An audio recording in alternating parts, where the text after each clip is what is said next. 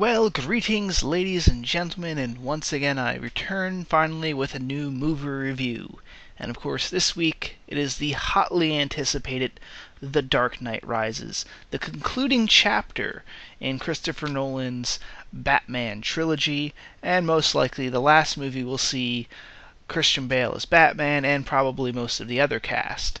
Although there's a possibility the studio might try to milk out a little bit more into this franchise, and there is an opening for them to be able to do that, but we'll save that for the discussion. Now, in case you're wondering, yes, this movie review will be spoiler-free. I'll be posting up a second video entitled The Dark Knight Rises Discussion, which will have spoilers in it. So if you want something a little bit more spoilerific, watch this shorter video and then tune into that. Overall, my impressions on The Dark Knight Rises, it was pretty good. I still think at this time I like The Dark Knight better, but I think it's because, well, The Dark Knight has a little bit more, it feels more Batman-y. You have your, the classic setup, Batman and a Joker, and really in this movie, it kind of does acknowledge that was like the height of Batman, that was Batman doing his most Batman thing. This movie is really looking at, let's almost kind of doing an Alan Moore-esque examination of a superhero. What is the long-term effects of this type of lifestyle on the person behind the mask?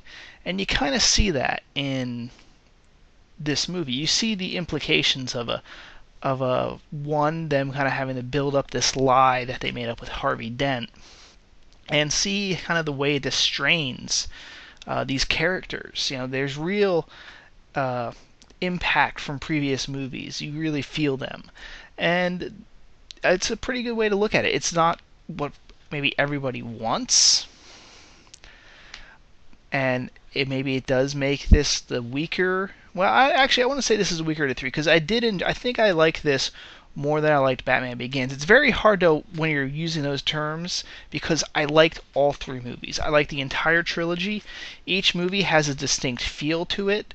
I think Gotham has a distinct feel, and I think that's a very good thing, because the feel of Gotham kind of reflects what the state it's in.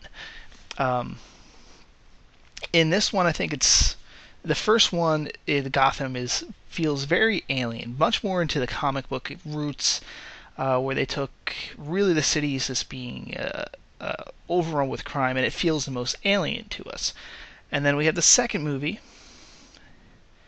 which progresses further away from that. It seems a little bit more of a normal city. And in this one, there's I think up until certain events, which I'm not going to get into in this review, it feels even more realistic, almost like it's been brought under control enough by Batman that it's starting to really enter a real world-esque feel to everything, if that's the way I want to use it, or term it.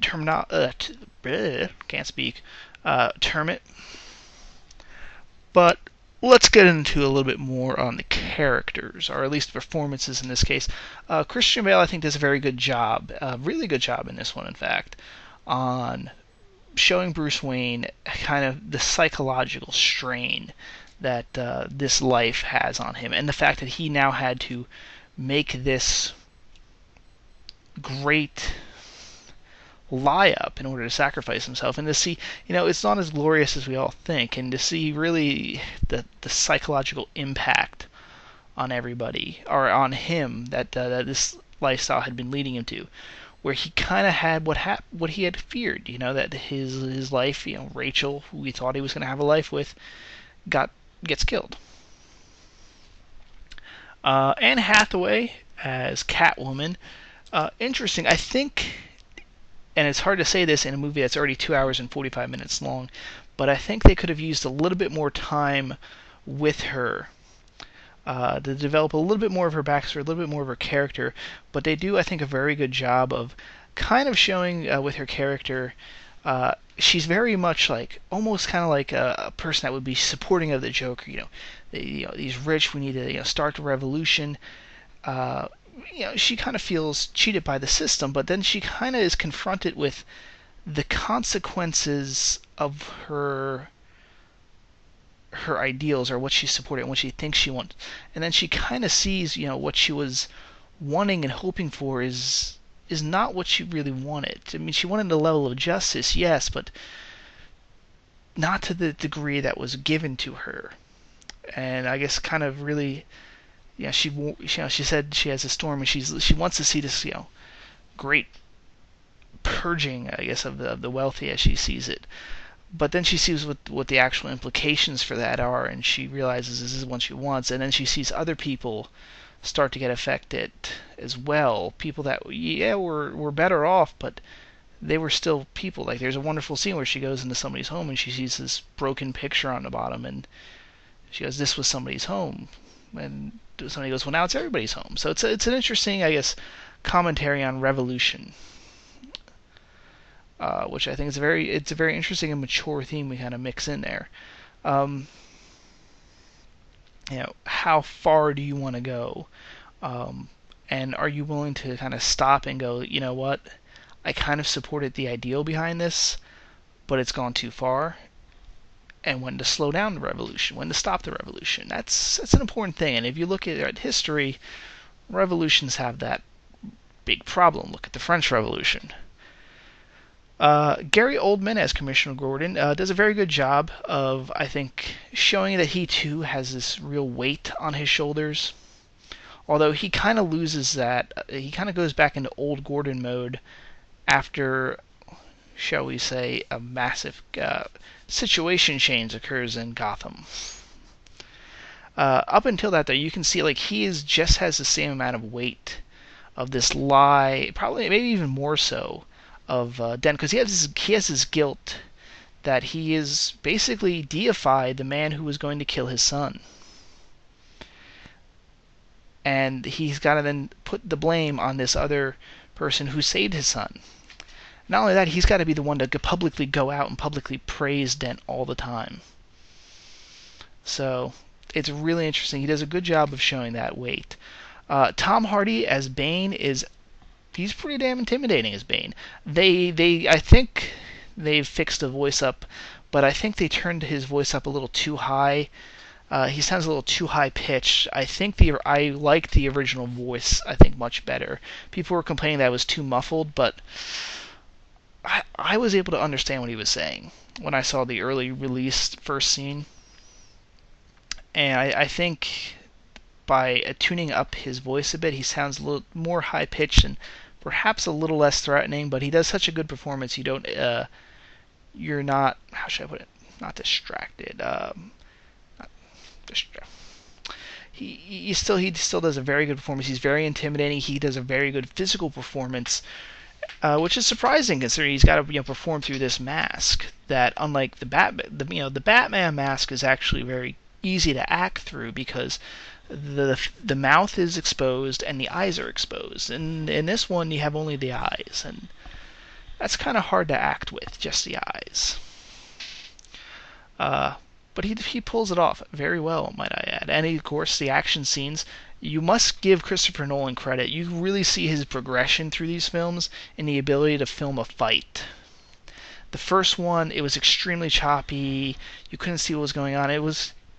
That had been a problem, I think, with editors and directors, is they got this fast editing thing, and you can't tell what's going on. And half the time, you see the behind-the-scenes footage where they're actually doing fights, and it looks better. And I think you can see the progression where he's learned that mistake, this kind of trend that directors and editors had with fight scenes, where it was to make things look confusing as a fight would be, but you really do want to pull back and see the actors do the fight.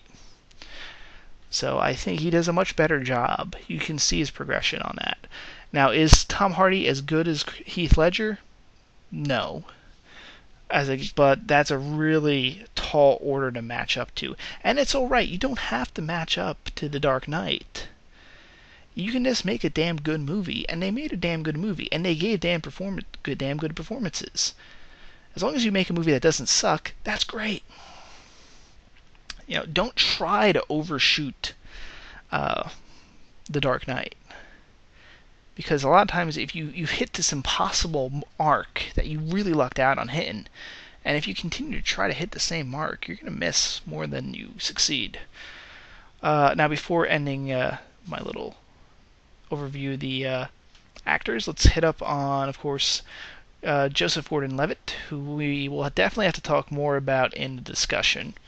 But excellent job, and of course Morgan Freeman and Michael Caine, excellent job, especially out of Caine. Really great performance, though he isn't in as much as I would think. And this review is getting a little longer than I wanted it to, so I'm going to start wrapping up by saying, one, very, very happy that we had. You could easily see that they did a lot of special effects. They didn't, I love Nolan for doing this. He does not cheap out with CGI. He'll do CGI when he has to, but he will put in as much live action. You could tell that they did not do that much CGI with it. These big battle scenes between cops and gangster mercenaries, that they really did get hundreds of extras to pull this fight off. I highly recommend you seeing this, and there's also something, of course, the 800-pound gorilla. Since I did not see this midnight premiere, I feel I have to address, of course, the incident that occurred in Colorado, but I'm going to save that for the discussion. So stay tuned for all that if you want to know reactions and everything based on all that, as well as the more spoilerific stuff. So either check out my channel or check out the description below, which will have the link to the discussion. See you later, guys.